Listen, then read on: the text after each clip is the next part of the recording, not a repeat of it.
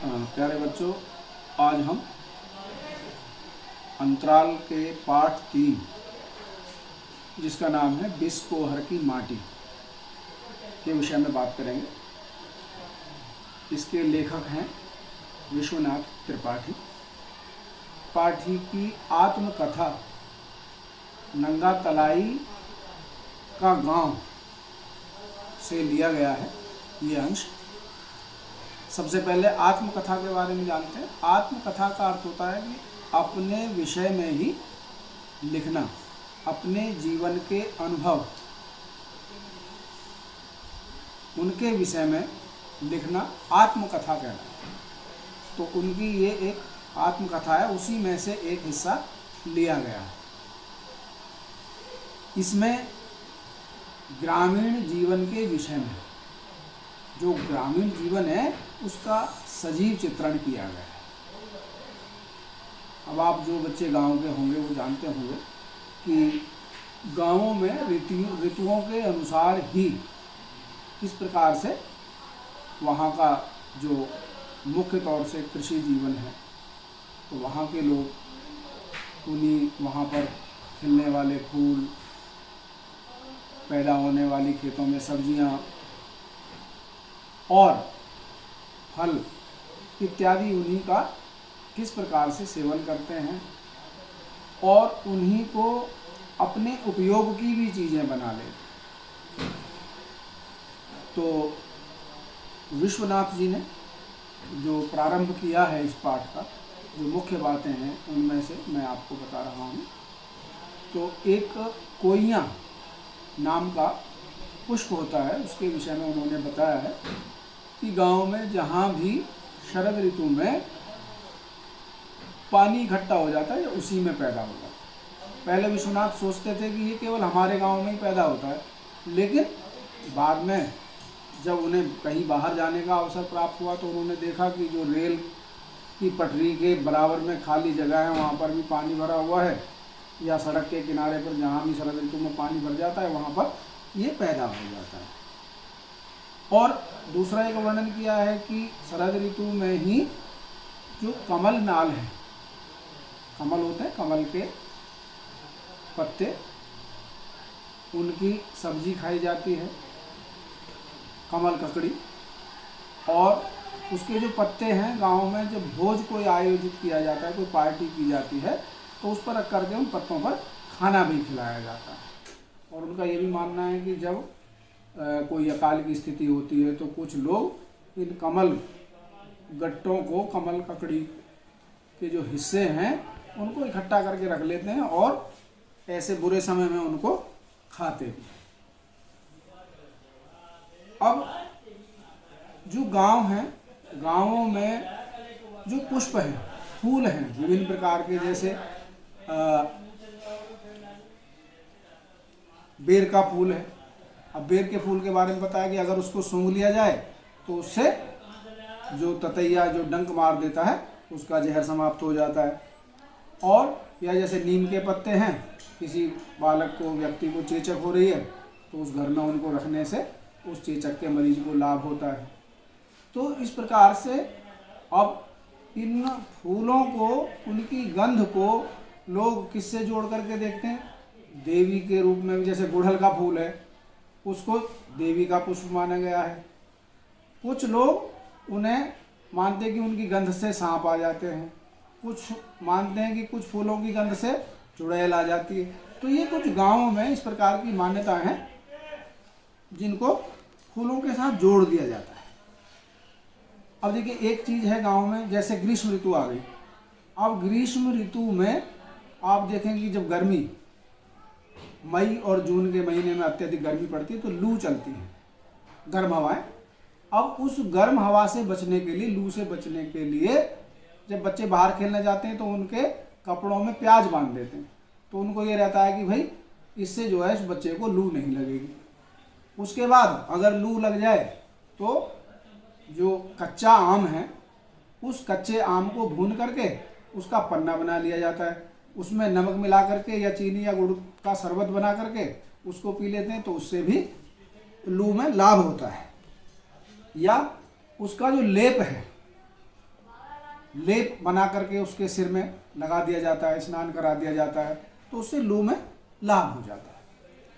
तो इस प्रकार से जो ग्रामीण मान्यताएं हैं उनके अनुरूप लोग इन पुष्पों को या जो फल हैं उनका उपयोग खाने में भी करते हैं और औषधि में भी उनका प्रयोग करते हैं।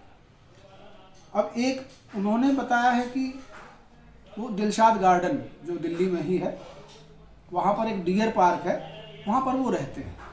तो उन्होंने एक माँ की ममता का एक उदाहरण बत्तख से दिया है कि एक बत्तख भी अपने बच्चे को किस प्रकार से अपने आंचल में छिपा करके रखती है। जब वो अंडे देती है तो अंडा देने से पहले पानी से बाहर निकल जाती है, पानी के बाहर ही वो अंडे देती है और अपने पंखों से उन अंडों को ढक कर के रखती है। जैसे आसपास कोई कौवा है, उनकी दृष्टि भी उन पर रहती है, तो उनसे बचा करके भी रखती है और बड़ी कोमलता से उन अंडों को अपनी चोंच से सेती है। सेती मतलब उनसे अंडों से बच्चों को बाहर निकालती है। तो इस प्रकार से वो शत्रुओं को भी बचाती है, शत्रुओं से बचाती है। तो उसी प्रकार से एक जो माँ है वो भी अपने बच्चे को जन्म देने के पश्चात पूरी लाड़ प्यार दुलार ममता उसको देती है। तो चाहे पक्षी हो चाहे मनुष्य का बच्चा हो, सभी को प्यार और दुलार की और रक्षा की आवश्यकता होती है, उसकी देखभाल की आवश्यकता होती है।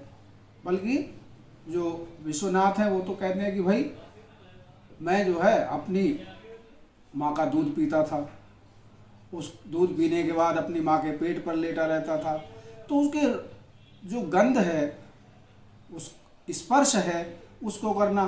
कई बार बालक जो है अपनी माँ को लात मार देते हैं, अब माँ भी उसकी कई बार पिटाई कर देती, लेकिन उसके बाद उससे प्यार भी करती है।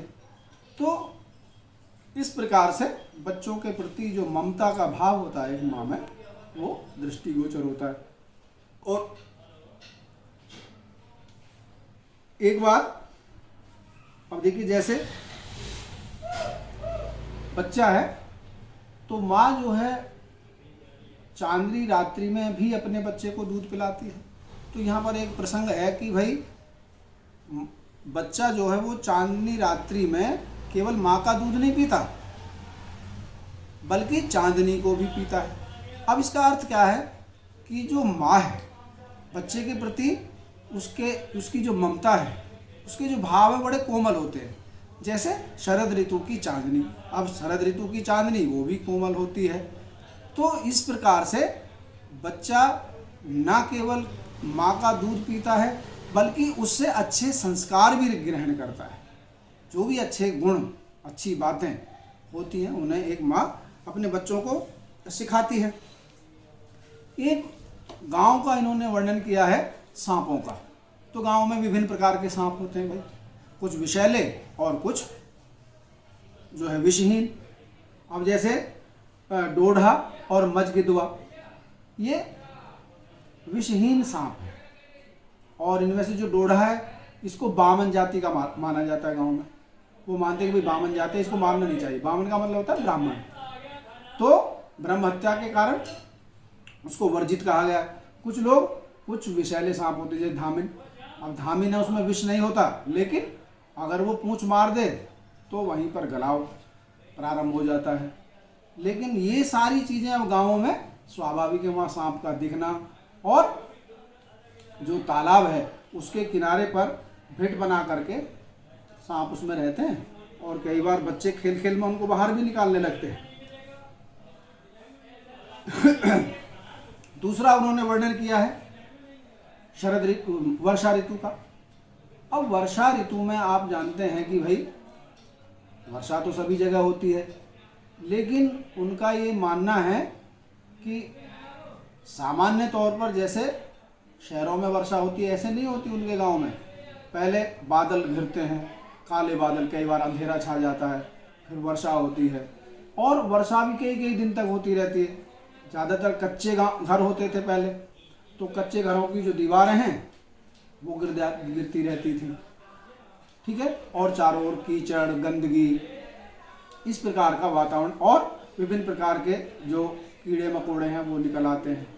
लेकिन ये भी माना जाता है कि भाई अगर पहली वर्षा हो रही है, अगर उसमें नहा लिया जाए तो उसमें क्या होगा कि जो जैसे किसी को फोड़ा हो गया, फुंसी हो गई, तो ऐसी बीमारियों से भी उनको मुक्ति मिल जाती है। तो ये उन्होंने वर्णन किया है वर्षा ऋतु का। अब एक वर्णन है कि वो एक बार अपने एक मित्र के साथ एक गांव में जाते हैं। वहां पर एक उन्हें सुंदर स्त्री दिखाई देती है। अब वो जो सुंदर स्त्री है उनके प्रति उनका जो है प्यार उमड़ आता है। यद्यपि वो स्त्री विश्वनाथ से लगभग 10 वर्ष बड़ी है, लेकिन उनके मन में ये भाव है। लेकिन उसका जब चेहरा वो देखते हैं तो उसमें एक आर्द्रता है। वो स्त्री सफ़ेद साड़ी पहने रहती। अब वो प्रकृति के साथ उसका वर्णन करते हैं। उनको उस महिला में भी प्रकृति दिखाई देती है, यानी जैसे एक शांत और कोमल स्नेह देने वाली शरद ऋतु की चांदनी है, उसी प्रकार से वह श्वेत रंग की साड़ी पहने हुए महिला में वो गुण देखने लगते हैं। अब आप जानते हैं कि महिला जो है वो प्रकृति का रूप कैसे है। प्रकृति अपने चाहे तो यौवन अवस्था में हो तो भी मनुष्य को लाभ देती है, उसको आनंद प्रदान करती है, उसका जीवन संरक्षित करती है। और अपनी अगर जैसे मान लीजिए पतझड़ हो रहा है, यानी उसका वृद्धावस्था आ रही है, उस रूप में भी वो प्रकृति मनुष्य को जो है आनंदित करती है।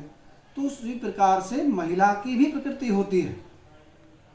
हर एक रूप में स्त्री महिला के लिए, चाहे उसका सौंदर्य हो, चाहे उसका व्यवहार हो, चाहे गुण हो, वे सब व्यक्ति के लिए हितकर होते हैं।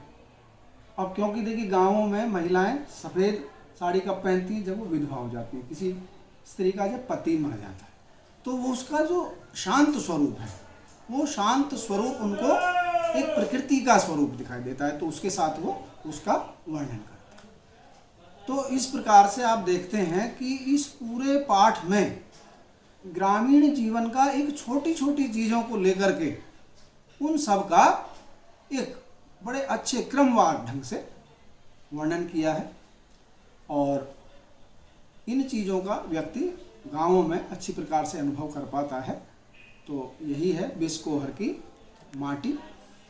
और इसमें जो अभी मैं प्रश्न आपको दूंगा, इसके साथ ही उन्हें आप आसानी से कर सकते हैं। और जो मुख्य प्रश्न हैं, इन्हीं अंशों में से आपको उनके उत्तर मिल जाएंगे।